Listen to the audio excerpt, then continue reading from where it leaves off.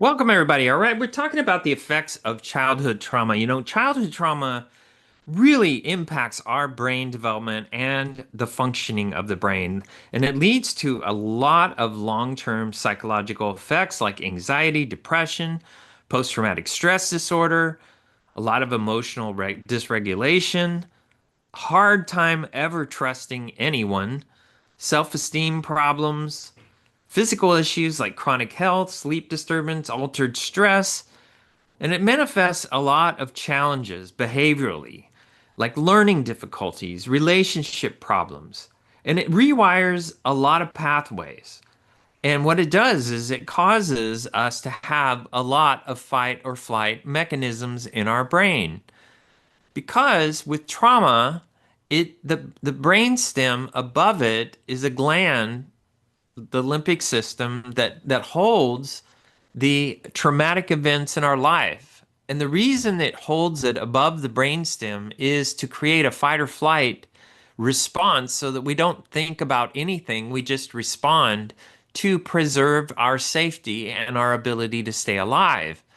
So traumatic events are stored in a different place than the memories. The memories are stored in the memory glands, which are in the back of the brain, and they're attached to your eyeballs. And so the eye socket goes all the way back into the two different pockets of the brain and at the back of your brain, the back of, by your neck, where the brain resides, and at the lower part of the brain, and that's where your memory glands are. There's two of them. But in the main one, the main one to keep you alive, the traumatic limbic system is above the brain stem. So that is your self-preservation. So if you think about it, if you were chased by the woolly mammoth when you were a caveman, basically what would happen is your brain would register what it sounded like when it was approaching, what it smelled like, what the weather was like, what the birds were like, what the sounds were like, all the smells, everything. Your brain will register whatever's the most important part of that memory. And every time anything brushes up against those circumstances that created that traumatic event, your brain will go into fight or flight. There's also a higher risk when people have childhood trauma of mental health disorders like anxiety, depression, borderline personality disorder, post-traumatic stress disorder. That they have a whole lot of hard time managing intense emotions, and it leads to outbursts and numbness and sometimes passive aggressive behavior where they hold it up and they hold their responses and pick their battles and pick their battles, and eventually when they blow like so the whole city knows that they're upset. And what they're doing is representing a whole lot of repressed emotion, and so anybody that hears the person that is passive aggressive, they think, "Oh my God, you're crazy. You need a therapist." They don't hear what they're having to say. They don't hear all their frustrations. They don't hear the thoughts and the things that collected in their brain that led to the blow up. What they care about is their scary response. There's also disassociation, feeling detached from your body, your surroundings, or maybe your sexuality, or maybe the ability to feel for another person. There's also memory gaps that often happen with people who have childhood trauma because what they do is they move themselves away from attaching to people, and oftentimes they're going to attach to animals or stuffed animals or other things because those are the only things that are permanent in their life. And so what they do, with the memory gaps, anytime that they are traumatized, they're wanting to avoid that. So they store that far away so that they don't have to deal with the trauma. But what happens is they continuously have triggers. There's also this negative self-perception that comes from childhood trauma because they were objectified as a child. Let's say they were molested, they were turned into an object. They have low self-esteem. They have shame. They have guilt. They have self-blame because there's the pleasure-pain principle of knowing you're doing something wrong, but it feels good, and it's sick that you're doing it with this person, but it feels good, and now you're ashamed and you're guilt and you can't talk about it, and it's socially unaccepted, and if mom and dad find out, there's something bad's going to happen. So there's all these fears involved in holding back that trauma. Well, collecting that stuff and holding it until later in life is going to cause you problems. There's also trust in relationships. If you're going to grow a relationship, you can love someone and not trust them, but that relationship will not grow. What you have to have is trust. So there's somebody in your life, let's say you haven't seen them in 5, 10 years, and you come back together and you did trust each other. What will happen is that relationship will take off because the people you trust are the people that accept you the most and you accept them the most. Therefore, they have a more feeling of being home than maybe even your spouse who you may or may not trust. There's also things that happen like poor concentration, learning disabilities, poor skill development that often takes place with childhood trauma because they tend to drift. They also often act out. They have aggression and risky behaviors like substance abuse. Oftentimes, they're reliving and imitating traumatic events because people that are, let's say, molested or people that have been raped oftentimes wonder, why did this happen to me? So they will enact the event again and again with other people. And basically what happens is they do that to try to understand, why did this happen to me? But in the end, they feel like they've been taken advantage of. They feel guilt and shame for what they've done. And they have committed the crime in their life over and over and over again, being either the person that perpetrated them or the person that received that they were. But their enactment is self-psychology. There's also neurological and physical effects, altered brain structure, changes in areas of controlling learning, memory, and emotion, stress response deregulation, chronic activation, the hyperarousal above the brainstem. And then there's the shutdown. And then there's the stress symptoms that come with it. There's also chronic health problems that are often associated with childhood trauma, increased risk of autoimmune disorders, heart disease, obesity, because comfort becomes a very important ingredient to people that are traumatized because they live in fear. And they also live in fear of the triggers. They live in fear that the trigger, I don't know when I'm going to get triggered, but I get triggered. And so guess what? I better stay away from Disneyland, or I better stay away from Walmart, or I better stay away from, being in the home by myself or being in the dark. All of these things become triggers, and then they have to funnel their life down to what is acceptable and what is not acceptable based on the triggers. Insomnia, nightmares, these also are things that get dysregulated. So sleep can be an issue for people with childhood trauma. With how trauma manifests in kids is nonverbal reactions, emotional outbursts, memory issues, attachment problems, regression. So, if you hear your child at 11 years old acting like a 5-year old, there's trauma involved. If there's emotional outbursts that are inappropriate for their age, there's probably childhood trauma involved.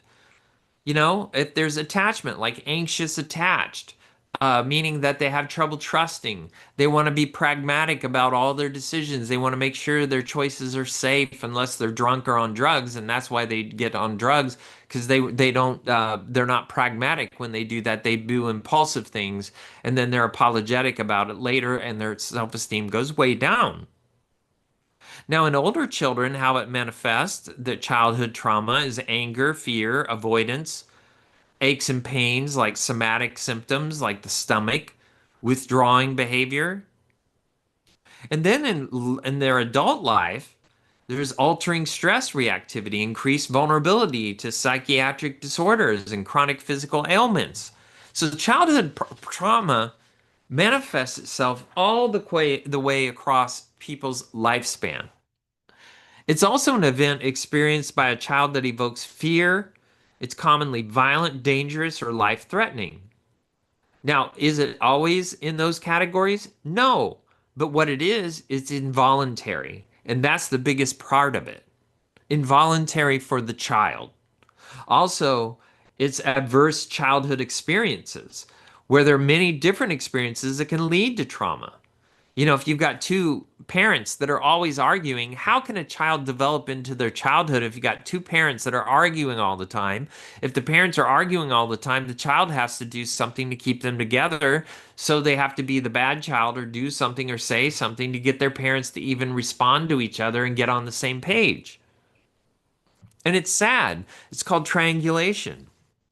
Childhood experiences that are traumatic could be the fact that they're not important, that their parents never show up to the important things in their life. The parents don't show up when they say they're going to pick them up. That can be very traumatic to people. It's important to recognize that when a child may need professional help to deal with their trauma, early intervention can also prevent the ongoing effects of trauma into their adult life. And this is important because they need a safe harbor. If you as parents are not safe, your child needs a safe harbor, somebody, somewhere who can assist them. Physical or sexual abuse, for example, can be traumatic. One-time events like a car accident, a natural disaster like a hurricane, a tornado, a loss of a loved one, a major medical incidents can take psychological toll on children. Ongoing stress, like living in a dangerous neighborhood or being the target of bullying, can also be traumatic, even if it just feels like daily life to an adult. For instance, if you're going to be in school with the bullies think you're a squeaky toy, so they want to make you squeak so they can feel powerful. The only way to and then that becomes very traumatic. And then the more you respond to them, the more they bully you. And so the problem is that even if you shut down and stop responding, the bully is going to want to poke and poke and poke and poke because they know they're going to get that explosion from you eventually. So they up the ante and up the ante and up the ante and up and increase their behaviors to get your attention. So once you've been bullied, they want to get that response from you somehow, and they keep upping the ante to get that response. As many as 15% of girls and 6% of boys develop post-traumatic stress disorder following traumatic events. And that's re-experiencing trauma in their minds over and over and over again. This can be a very difficult thing. Sometimes children believe that they missed warning signs predicting the traumatic event and then they blame themselves. I cannot tell you how many kids blame themselves for their idiot parents getting divorced, their childish breeding stock parents getting divorced because they couldn't keep them together. And the love that they had for each other was never enough, and them as a child was never enough to keep their parents together. That enough can be very traumatic. It's also difficult for them to be affectionate in their adult life. They have increased anger, aggravation because they don't know who or how to trust, and they're very biased because people that are traumatized are always looking for triggers. So if your body language is very overbearing, or if your tone is a certain tone, or if the way you speak to me or the rhythm that you speak to me is one that, or the volume that you speak to me is that certain volume, if it correlates back to their trauma, they're going to be irritable all the time that you do those biased things that they register in their brain as dangerous. Now, you can be 99% of the time very safe and not doing that. But if you rub against those things by the tone you speak in, or the way you speak, or the words that you speak, or the body language you exhibit, you can blow them up all day long, every day, because they're always looking for those traumatic triggers, and their brain will go to fight or flight immediately. How do you know that there's going to be problems with the child, that there's trauma involved? Usually there's issues in school. Negative attention is better than no attention. Traumatized kids have trouble focusing. They have trouble developing into their regular adolescent and their teenage life. They feel like they're an outcast. They feel like they're an outsider, or sometimes they throw themselves all the way into the insider groups and overcompensate who they are just to fit in and just to be safe somewhere in their life. Many times people that another triggers of trauma or indicating someone has been traumatized is loss of interest in activities they once enjoyed, losing touch with reality, detached, numb, non-responsive, worry about dying young. Even children who don't develop PTSD may still exhibit emotional and behavioral issues following a traumatic experience, like anger issues, attention problems, change in appetite, development of new fears, increased concerns about death or safety, irritability, loss of interest in normal activities, sleeping problems, sadness, school refusal. These are all indications that something has shaken the foundation of that child's life. Somatic complaints like stomach aches, headaches, migraines, these are indicators that trauma has been a part of their childhood. And what is traumatic to one person may be different than what is to another. If you have a heavy introvert thrown into a situation where they've had to be a part of a big group and they didn't fit in, that trauma alone may be a horrible experience for them. And that could be traumatic. For an extroverted person, it wouldn't be. All right, we're going to take a break and we're going to come right back.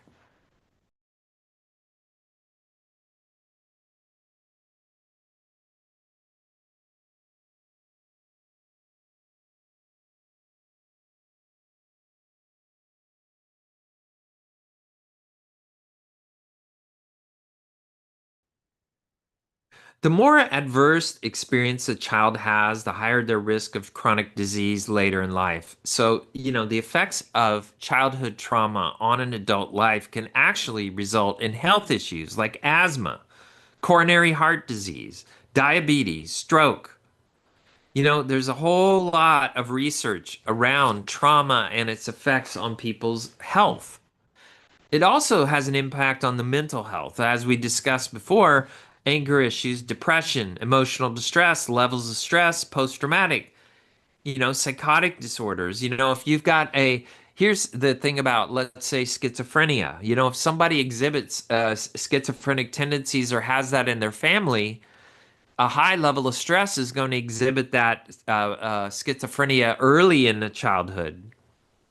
So many boys actually come into their schizophrenia around 18 years old. That's the average age for a boy to exhibit schizophrenic features. And that's just the beginning of that process.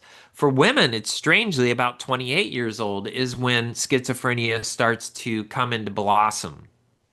And so, what I'm trying to say is if a child already has a latent mental disorder, or let's say a bipolar, or the tendency towards manic features, trauma will exhibit that stuff early.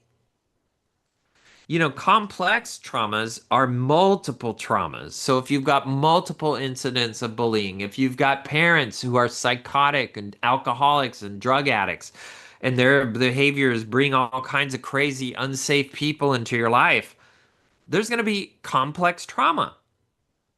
There's also disassociation, which is a coping skill, separating themselves from the experience mentally. They might imagine that they're outside of their bodies watching it from somewhere else, and they may lose the memory of the experience because that's the only way they have to cope with it. They detach from their body while their body's being raped. There's this prevalence of suicidal tendencies, the suicidal life that people have that experience trauma because they feel so much of their life is unsafe and out of control. So they have a thing called suicidal ideation, or they even have a plan to commit suicide.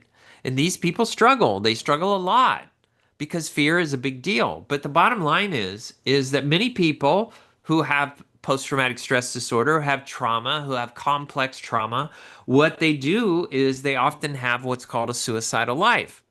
So they drink alcohol for a long period of time, or or they take drugs for a long period of time, or they take risks at a long period of time. And what happens is they're trying to commit suicide, but they don't know when they're going to die. So that what they'd rather do is just keep pushing and keep pushing. And then when they die, they die. They don't care, but they live a suicidal life. They self-destruct. They just can't wait to die. They don't know when they're going to die, but they know they're going to die and everybody's watching. So there's many people that don't communicate about suicide but live suicidal lives. We have to tend to think of trauma as a result of frightening and upsetting events, but many kids experience trauma through ongoing exposure in their early development. If they're exposed to being abused, if they have authoritarian parents who discipline horribly, and discipline out of their own anger.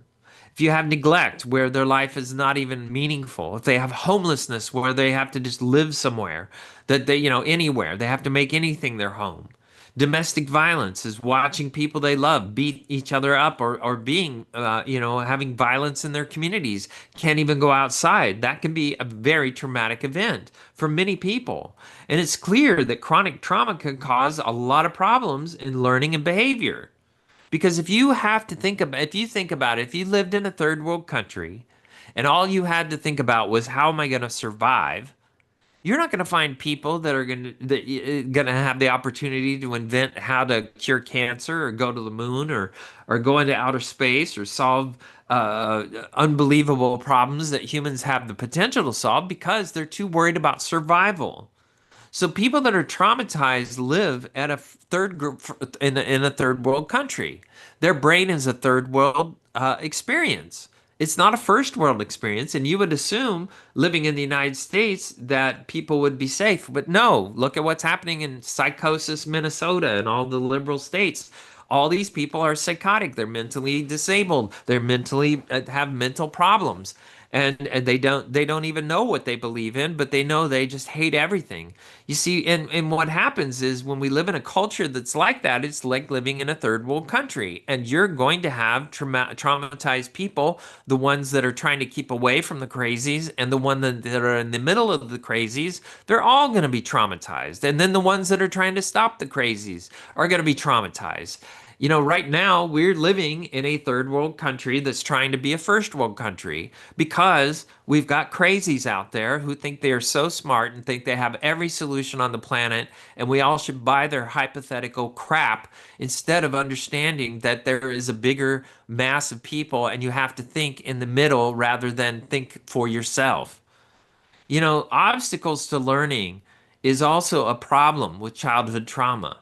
Trouble forming relationships with teachers, poor self regulation, negative thinking, hypervigilance, executive functioning challenges, because a fear based brain is not going to think in a faith-based way. Well, what is faith-based? Well, life is a faith-based venture. You get in your car and drive somewhere, it's a leap of faith. You get married, leap of faith. Take a job, leap of faith. Have children, leap of faith. Buy a house, leap of faith. Move to a new city, leap of faith. Go to your protest, leap of faith. Everything is a leap of faith in this life. But if you live in fear, you're going to have trouble living your life because everything is going to be funneled through your fear rather than I have faith, I'm going to be able to deal with it. I have faith that I'm going to be able to function. I have faith that I will live by to the end of this day, but that I have the ability to make this happen. Children who've been neglected and abused have problems forming relationships. And what they intend to do is they question everything. And they have quirky behaviors because they want to do what they feel safe with. They don't want to do what is unsafe. Many kids that have trauma have difficulty with secure attachments to adults in their lives, to managers in their employment arena, to the relationship with the new girlfriend or boyfriend or whatever you want to call it, transvestite or whatever you're interested in. They have trouble attaching. Kids who never developed their early template that you can trust people, that people are more good than they are bad, they're more right than they are wrong. If you can't go into life understanding you can trust relationships, you're going to have a real hard time forming relationships because part of you is going to be running away from the person you're trying to be with, and the other part of you is going towards. And if you really think about it, relationships are based on commitment. And if you're a fear-based attachment person, you're going to be a person that is going to do half-ass commitments. You're not going to do full commitments, especially in a relationship. So while you're married, you're going to be debating your marriage the whole time. And the problem with that is that nothing will be peaceful in your life because you will never have made a full commitment and fully committed to the commitment you have. And if you do fully commit to the thing that you have in your life, what will happen is you will get the most out of it. That's how we experience wonderful things. It's through our commitments in life and the sacrifices of not having to look at the grass is greener on the other side, but what do I have and how can I make it even better? One of the challenges in giving support to when kids misbehave, our schools use discipline that involve withdrawing attention or support rather than addressing the problems. What you have to understand is when children misbehave, many times it is a cry for attention because that is the only way they can get your attention. Negative attention is better than no attention at all. And addressing the way they're getting negative attention doesn't solve the problem because you're not understanding what the struggle is that they are having in their life. Schools need to work and parents need to work on changing their behavior to get more of what they need. A student acting up in class, teachers need to recognize the powerful feelings they're expressing and understand that they need to find a way to understand they're needing other kids' attention. So they need to help bridge them having relationships with other kids and learning behaviors that will give them more of what they want. If you're going to be in a relationship, you have to understand that if you're not giving what you want, you're not going to get what you want. You know, Rather than jumping into behavior plans, we have to have a sense of empathy and understanding. And understanding that's a really strong emotion that you're exhibiting. That's a really strong feelings that you're having. What is it that's driving that feeling? What is the meaning of why you're doing what you're doing? What kind of attention are you trying to get? And who are you sending this desperate message to get their attention? Acknowledging and naming emotions is called talking. Talking to your anger, for instance, is a hell of a lot better than exhibiting your anger.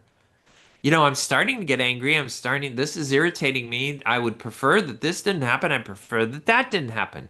I prefer that you talk to me like this instead of that. If you want me to pay more attention, I really need you to give me this kind of words rather than this other kind of words. Talking to your anger is so much more intelligent and so much safer than exhibiting your anger. So many people that have been childhood trauma exhibit their anger regularly, exhibit their irritability regularly. You want to learn to understand that anger comes from feeling disrespected and feeling afraid because you've been disrespected and the results of being disrespected. So the deal is you have to decide if you want to manage your anger, what is disrespect to me? And are there areas that I can desensitize that I often consider disrespect that I don't need to label as complete disrespect? Because if I react to everything disrespectful as utter disrespect, the ultimate in disrespect, if I take disrespect as just absolute disrespect every single time, I'm going to be angry all the time. Another challenge to traumatized kids is that they develop the belief that they're bad and what happened to them is their fault. And this leads to the expectation that people are not going to like them or treat them well. So I cannot tell you how many times a kid has been molested by a grandparent or a cousin or an uncle or an aunt, and they don't tell their parents because their parents will turn on them. Parents that don't listen to their kids, this is a horrible, horrible thing because now the kid is the bad thing rather than the perpetrator. You have to understand that there is a lot of damage that goes with trauma. That's why it's very important that you register who do you want to expose your children to and who do you not want to expose your children to. But I will tell you, the greatest violator of all children is their parents. One of the classic symptoms of trauma is hypervigilance, which means being overly alert to danger. Oh boy, dad's getting drunk. Now we're going to need to hide in the bedroom. Okay, mom's starting to raise her voice and bang all the, the things, into the wall or hitting things, or I can hear mom raising her voice. Oh my God. So, people that have to live by their parents' anger and their exhibition of anger are always going to be hovering in the corner. Is that what you want your child to be? Afraid of you? Really? And how are they ever going to develop their individuality if it's not even safe when they're home to focus on themselves, but have to focus on their childlike idiot parents? You know, the hyperactivity of always being aware of your environment means that the child cannot focus on developing as a person. And when they do, they may have to focus on their homework to avoid the trauma at home and the arguing. Or they may have to focus on their friendships and get out of the house as many times as they can just to get away from their crazy parents. You know, these are things that if you're going to be a parent, you've got to consider because childhood trauma goes all the way through their life. Now they're going to be triggered by anybody that raises their voice. They're going to be triggered by a certain tone of voice. They're going to be triggered by people drinking. They're going to be triggered by their relationships. They're going to push their partners away because they have traits like their parents. You know, the other problem is people that are abused have a tendency to attract people that will abuse them because they're familiar with abuse and they actually have had to accept ingredients of abuse like an alcoholic parent or a drug addict parent or an abusive parent or angry parents, and they'll end up marrying an alcoholic angry person because that's what they're used to being home with. Chronic trauma affects children's memory, their ability to pay attention, their planning, thinking things through, their executive functions because they have to do fight or flight. They have to do fear-based thinking. You know, you want a child to have executive functioning so they can form their individuality, so they can discover what is my potential in this life. It is very important for you to clear the field for them so they can discover their own talents and give them experiences that help them grow. In addition to connecting with kids who've been traumatized, helping them build missing skills is also very, very important. Kids who've experienced chronic neglect tend to be better at getting attention by provoking adults they depend on than complying with expectations. So that negative attention gives them attention. But however, when they've used negative attention, that doesn't even get your attention. They turn into narcissists because the adult brain only forms once in your life. So at 9 years old, if you're having to buy your own food, if you're having to work, if you're having to parent your siblings, if you're having to clean the house all the time, if you're having to do what your parents always do, that means that as a child, you have decidedly had to become your own parent. And if you become your own parent at 9 years old, you're going to believe you know everything when you're 20 years old about life. And you're going to think that you're more educated and higher above anybody else that's 20 years old because you know how to do things that kids have never had to learn how to do. And you're going to look down on people your age because they developmentally don't have the skills you have. And that forms narcissism. And that adult brain stays at 9 years old your whole life. And you begin to believe that everybody's stupid except for me. And then you got to marry somebody, of course, that's codependent. So they'll do everything you say, and you can guilt and shame them and gaslight them to believe that they're the crazy one. You know, what you really want to understand is that as adults, childhood trauma leads to physical and mental struggles later in life. Flashbacks, distressing, intrusive thoughts. You know, like every time you want to have sex with me, I feel like an object. You don't ever do foreplay. You don't ever talk romantically with me. You don't ever care about what I care about. You never listen to me. You know, these are things that come from traumatic feelings. Feeling jumpy. You know, oh my God, my partner's coming home and they're going to be this, that, the other. Shutting down emotionally is if I just need to shut up and just deal because if I open my mouth, this person's going to start defending themselves and acting like I'm wrong. I just don't even want to hear it. So I'm just going to shut down. A lack of interest in things you enjoyed before. That's what happens with people that have had childhood trauma, especially when they enter into marriage because their trauma becomes exacerbated because that partner is likely asking them to do things that are very correlated to trauma. And the impact of childhood trauma on life as an adult depends on the environment in which the person is raised. But I will tell you that people that experience a lot of childhood trauma or even blunt trauma in their childhood have a very difficult time staying married. That is because they're always looking for the back door. When things get bad, when they feel like they're triggered, they're always staring at the back door, wanting to run out the back door. And that's that fight or flight mechanism. So people who have been traumatized in childhood, oftentimes stare at the back door when they're married. And oftentimes they take the back door, or sometimes they slip out the back door and come back and have an affair with somebody or do something else. So you've got to understand that trauma leads to all kinds of negative effects in a person's life. And when a person develops behaviors to deal with early childhood trauma, changing those habits can be really, really difficult. And research has shown that experience of trauma not only influences our thinking, our behavior, but also our biology, our patterns. Trauma influences our stress response and is associated with compromised immunity and poor cardiovascular health. And I cannot reiterate how important that is. So we're going to take another break and we're going to come right back.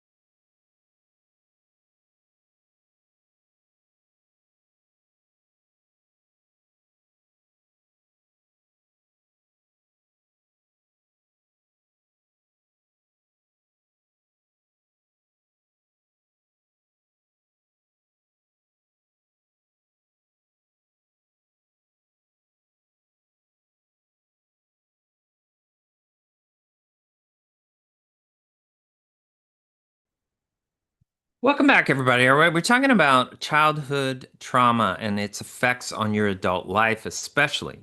If someone you care about has experienced trauma or yourself, you really want to find people who are good listeners and people who encourage that person to talk about rather than avoid the event.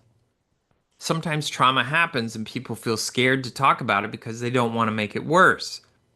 It's also important to talk about you, and you might not be able to fix things, and that's okay. But what you can do is experience it and understand that other people now understand what has affected your life. There's also therapy that treats trauma. EMDR is a great therapy that helps that. There's also dialectic therapy, which helps, cognitive behavioral therapy, which can help with trauma. You know, trauma focused cognitive behavioral therapy can be very good. Also written expressive therapy, where you write down and discover things about your life and you start asking yourself questions and answering those questions, especially about your trauma. A lot of work we do is trying to help people even before the story, about the story that makes the trauma so solid. And then understanding some of those ingredients and getting to be a distance from those ingredients can really help people that live in their trauma.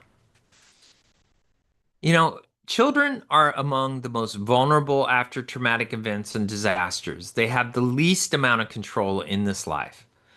And traumatic stress occurs when a child 0 to 18 feels intensely threatened by an event they experience, and they often need time and emotional support to feel secure again after experienced trauma or disaster. And here's the deal. If you have nasty, angry people that are raising their children, let's say in their early childhood, 1 to 5 years old, and that child has heard drunken, crazy parents yelling at each other from 1 to 5 years old, there's a good chance there's going to be some instability in their personality throughout their adult life because they have a hypervigilant system of the people that I have to feel safe with are unsafe in this world.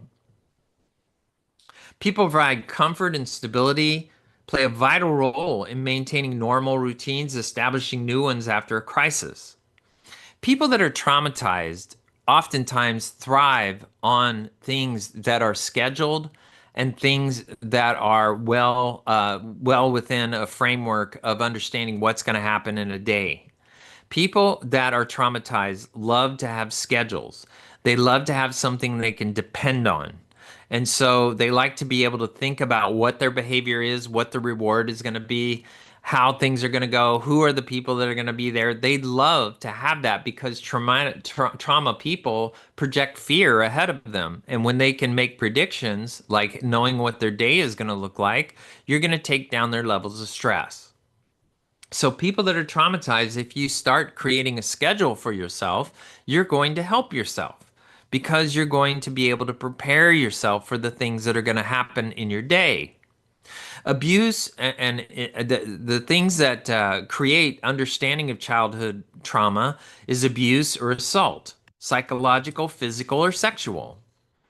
Domestic, school, or community violence. Watching the news and watching the crazy liberals is actually traumatizing our kids. If you let your kids on social media and they're watching all these lunatics killing people, acting like crazy people, instigating the police to hurt them, all the politicians trying to vilify people that are trying to actually make our country better. If you're gonna, expose your kid to that or let them be exposed to that crap, you're traumatizing them. National disasters, terrorism within our own country. We're watching terrorism in our own country in states that call themselves safe. These are not safe. These are psychotic people. Loss of property. Homeless people walking around just stealing your crap. Breaking into your cars.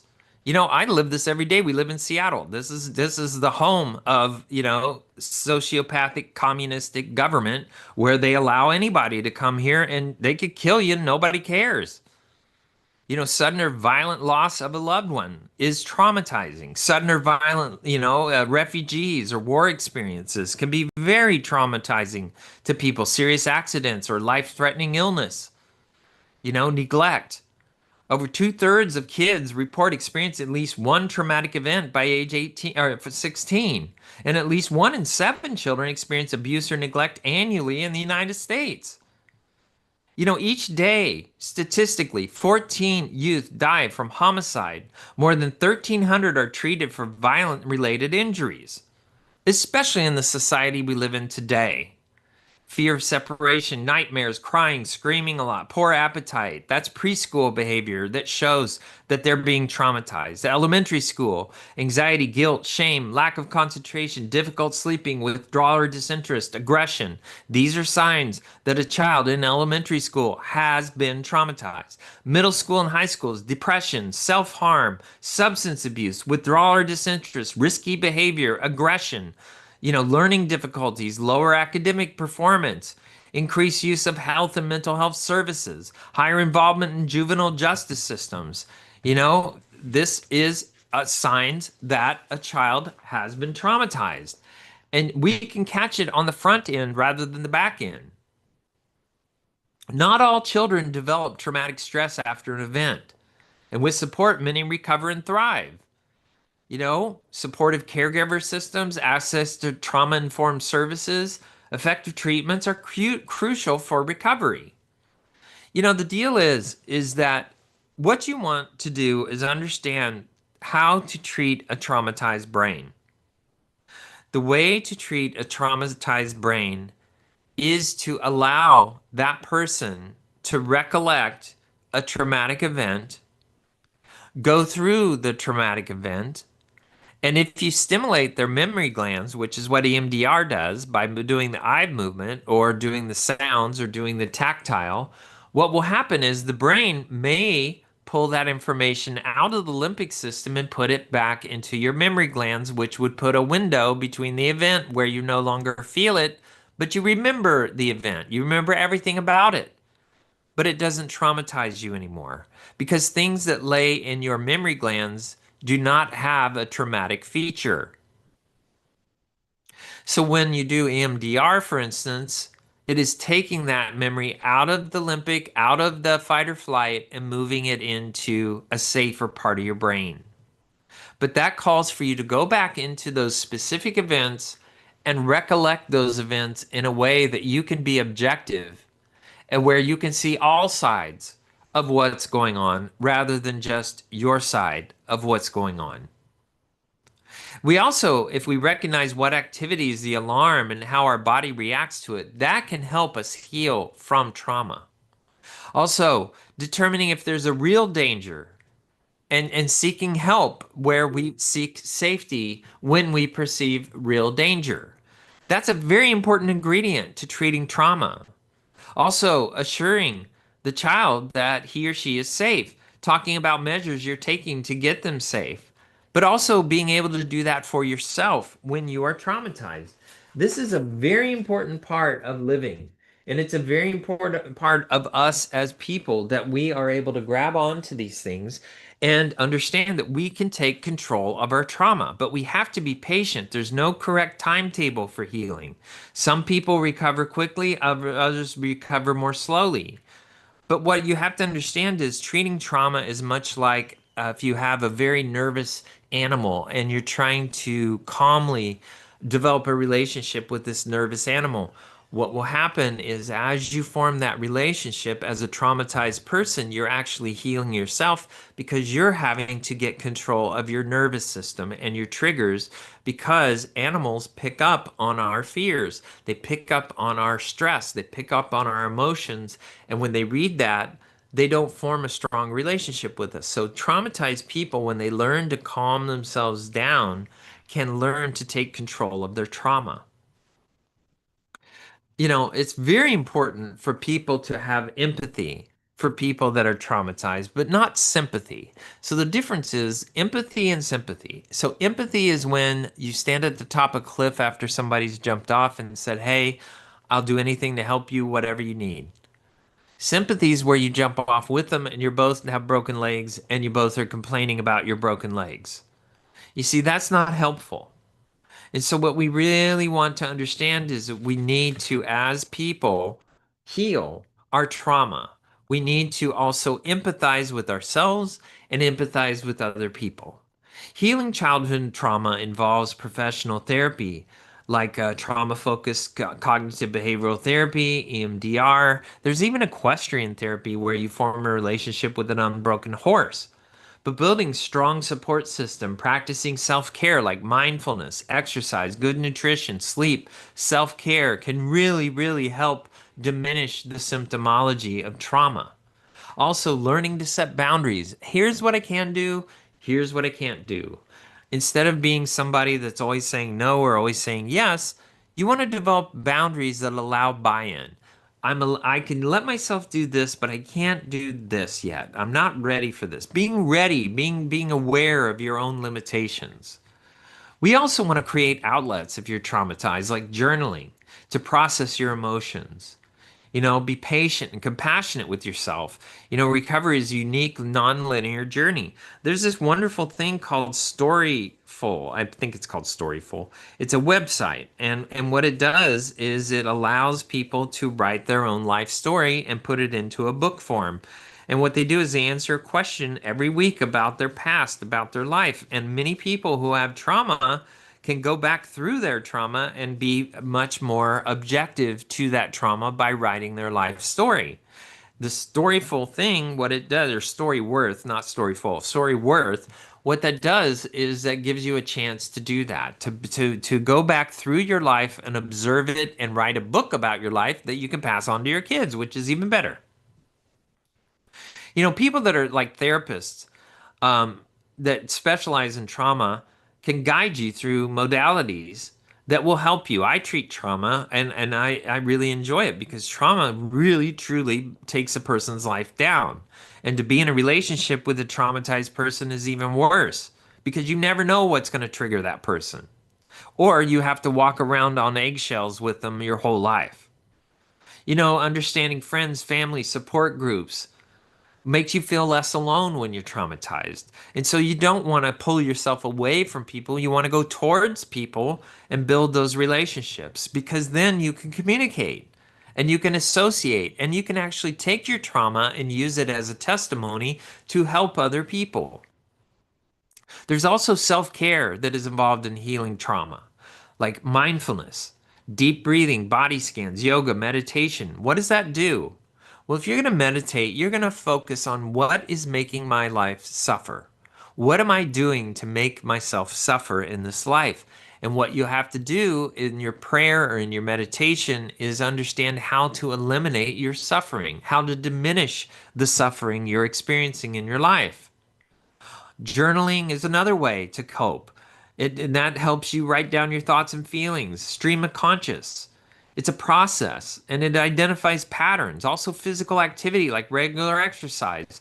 That is how you get your brain. Cardio is how you get your brain in shape because it provides oxygen to your muscles. 33% of your blood supply is in your brain. That's where oxygen is. You want to get as much oxygen into your brain as possible because that's what makes your brain churn. That's what makes your heart beat. That's what makes your organs churn is oxygen. And the more you get into your brain with cardio, the more you're working out your brain. You also want to nurture your body by respecting the fact that you have to sleep. You want to have a good diet and you want to avoid addictive behaviors. This is a huge way that self-care, because it creates the sense of self-discipline, can help you. The other thing is to validate your feelings. Accepting, peace is accepting the unacceptable. And that means you accept the fact that you feel unsafe. You accept the fact that you have traumatic feelings. You accept the fact that you have triggers and you embrace them. What's more important is you know how to work your way through them. Instead of fighting them, accept them and work through them. All right, that's our show. I want to thank everybody for listening. I love hearing from you. You could do that on our webpage, voiceamerica.media.com, libsyn.com, Dr. Gary Bell's Absurd Psychology. Now remember, childhood is like being drunk. Everyone remembers what you did but you. Also, childhood was when having fun was making memories. And as an adult, your favorite childhood memories was not paying